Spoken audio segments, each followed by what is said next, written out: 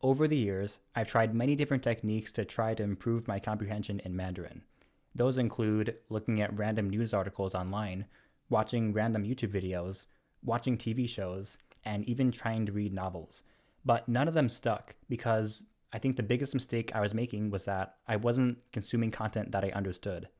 I was just watching and reading random things online, and whether I was looking up words or not looking up anything, I was just hoping that everything would eventually click and that the fluency would eventually kick in. But it's not really how language learning works. You have to understand most of the content that you're consuming. And additionally, a bonus is to actually enjoy the content so that you're killing two birds with one stone. Some content that I did enjoy in the past and that I did understand a lot of, even though I didn't really look up any words, was TV shows. So for the past couple of months, I've been using Chinese dramas to improve my comprehension. That's the main source of content that I've been consuming. And of course, I wanted to look up new words in these TV shows. But the problem was that I really didn't like breaking the flow of immersion. It felt really bad to me when I came across a new word, then pause the video, look up the new word, and then 30 seconds later, pause the video again, look up a new word. It didn't feel like a cohesive experience. And after all, what comprehension is, it's not based on how many times you repeat or how many times you pause. It's comprehension is based on what do you understand in the moment without pausing, without repeating, without looking up any words. So what I was trying to do was find some sort of technique to mark a place in a YouTube video or within Netflix to come back to it later on in order to look up those unknown words. I was looking for something kind of like how in many video editing software like Premiere Pro, probably After Effects too, where you can press a button and on the timeline it'll place a marker so that you can come back to that location later. I was looking for some sort of Chrome extension or some sort of application that could integrate itself into YouTube, but I couldn't really find anything.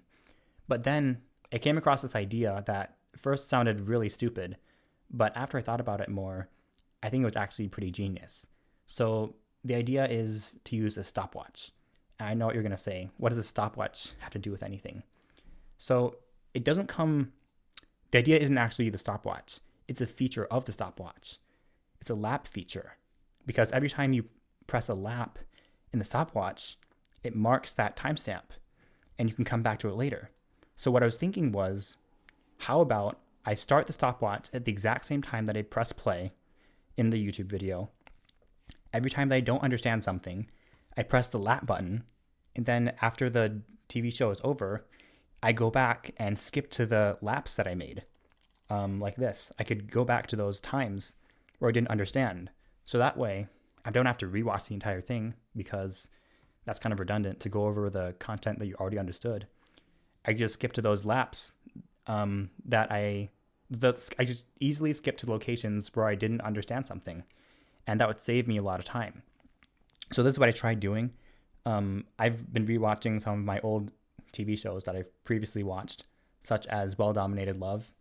And the first time I tried this, I got 104 laps for the entire episode. This is a 50-minute episode, 50-minute episode.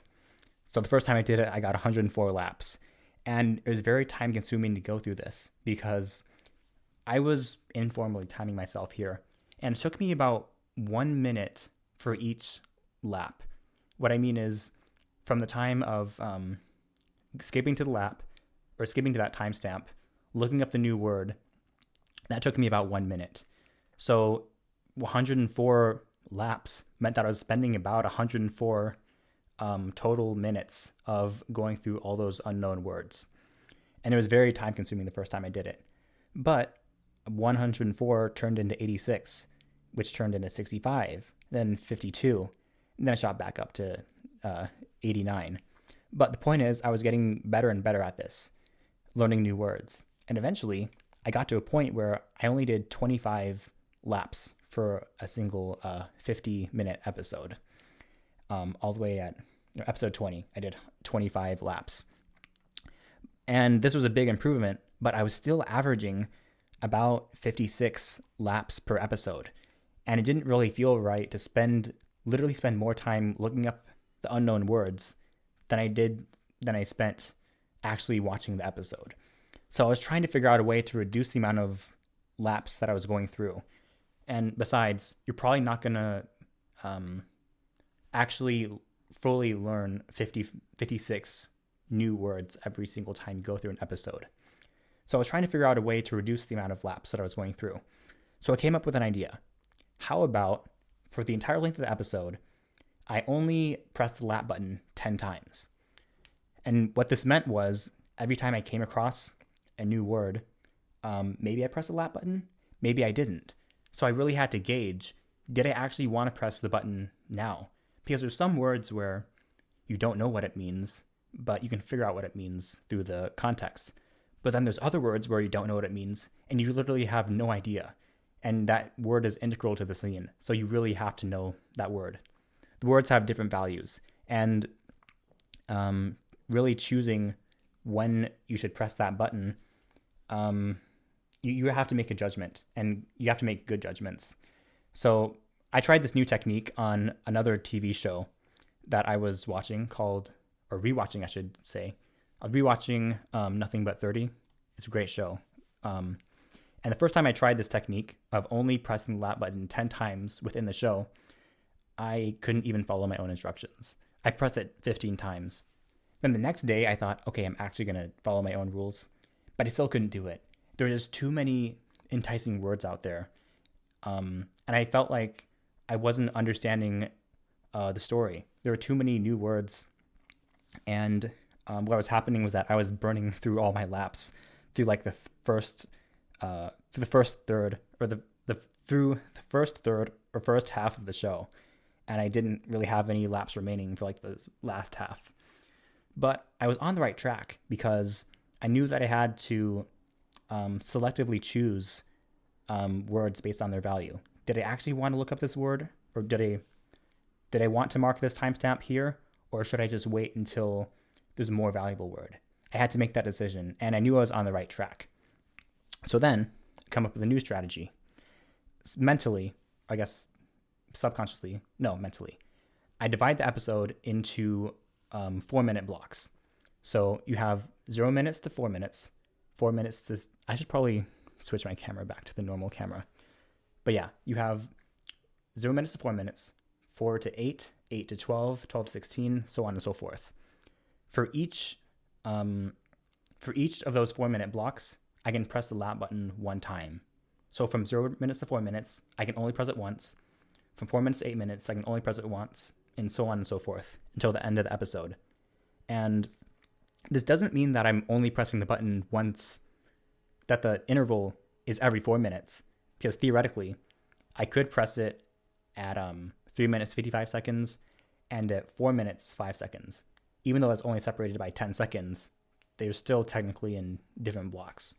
So I tried out that strategy because if you do the math, for a 45-minute episode, one lap for one lap for every 4 minutes.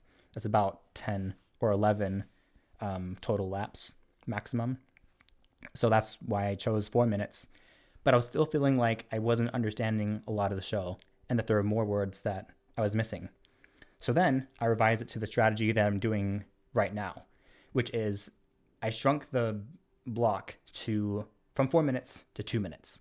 So you have 0 minutes, 2 minutes, 2 to 4, 4 to 6, so on. For each 2-minute block, I can only press the lap button one time. And this means for a 45-minute episode, I press the button about 22 times. But what I've noticed is that sometimes I only press the button like 19 or 20 times. So what's happening is that for a 2-minute block, I'll come across a new word and I'll think, okay, I don't know what that word is, but I still can figure out what it means through the context. So I'm just going to wait for later on and save my lap for a more valuable word where I truly need to know what it means. But eventually, that 2-minute block will be done, then I realized, wait a minute, I never actually used that my lap for that block, but I still understood everything.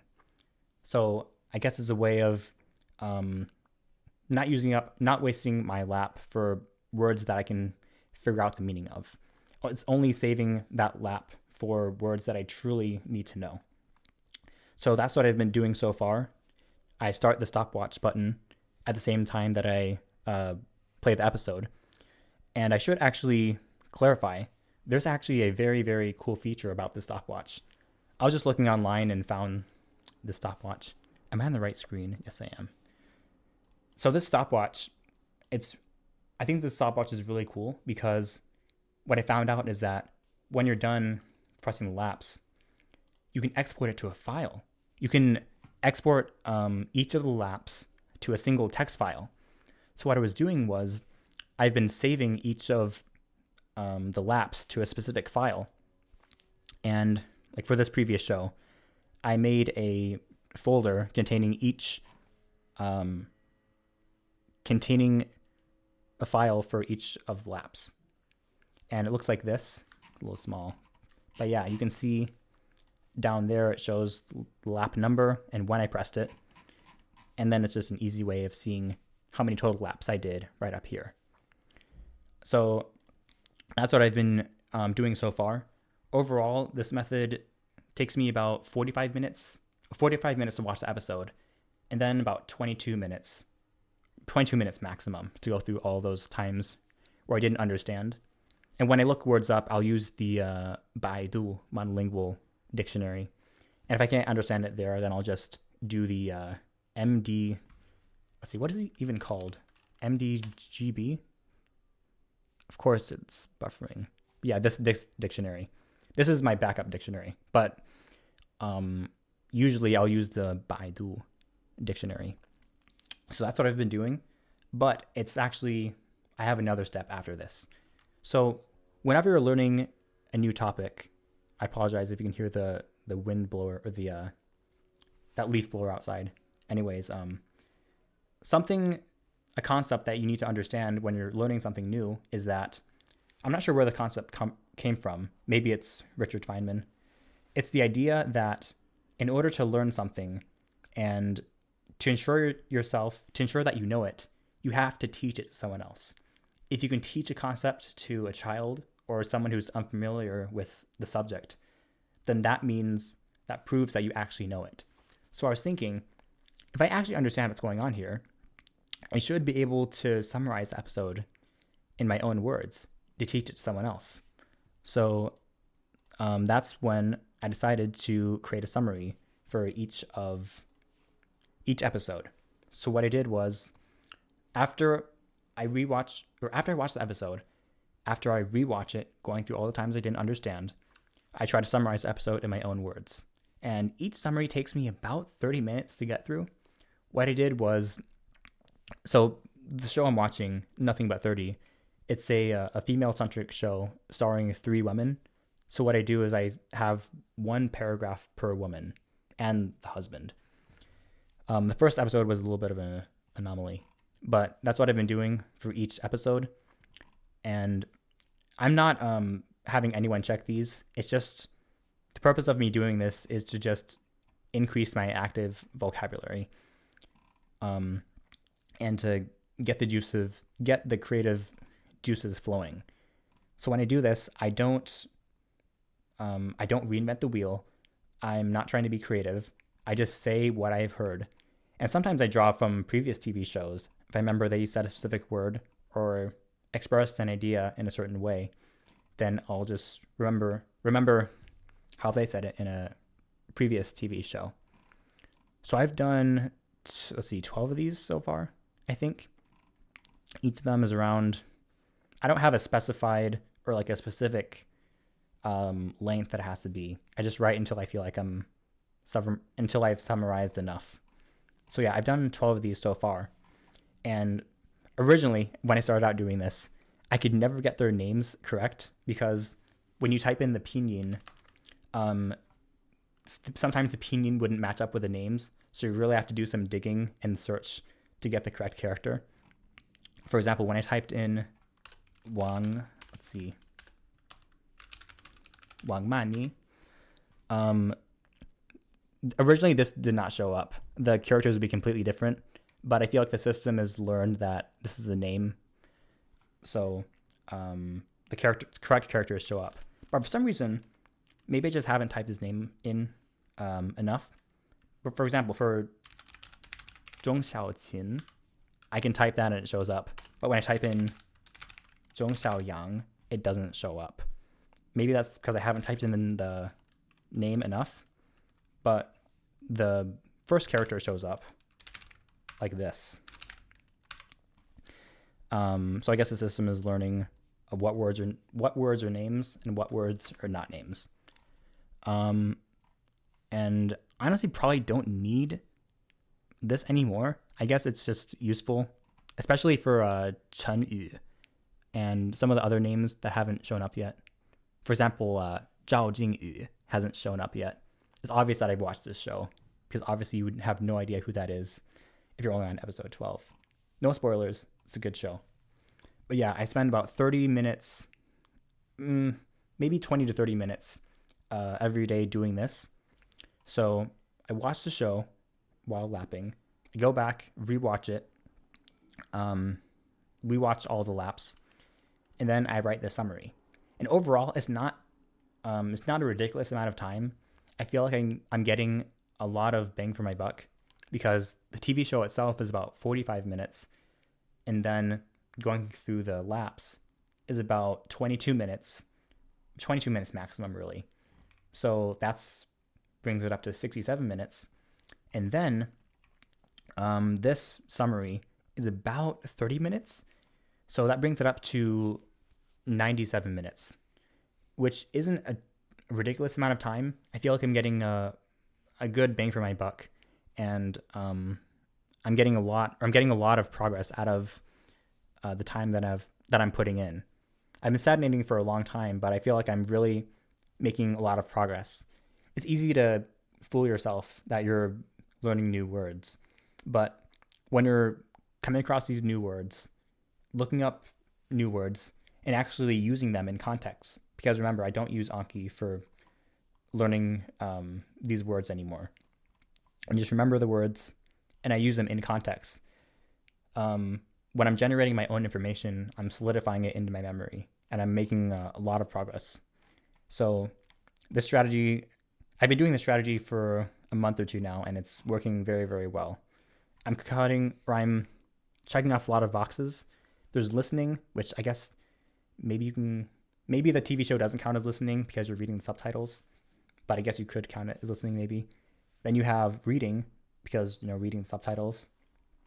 Then there's writing, of course.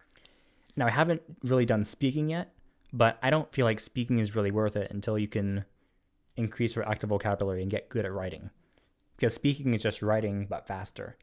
And I want to get good at writing first before I really start speaking. So that's what I've been doing so far every day. Or at least that's what I try to do every day. Every day really isn't every day. But I've built up a lot more discipline over time. I'll probably go over this in the future, where I talk about my legitimate daily routine.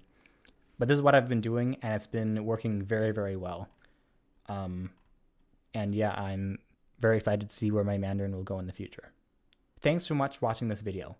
If you found this video helpful, a free way of getting other people to also find it helpful is to hit the like button, because it will put this video in their homepages.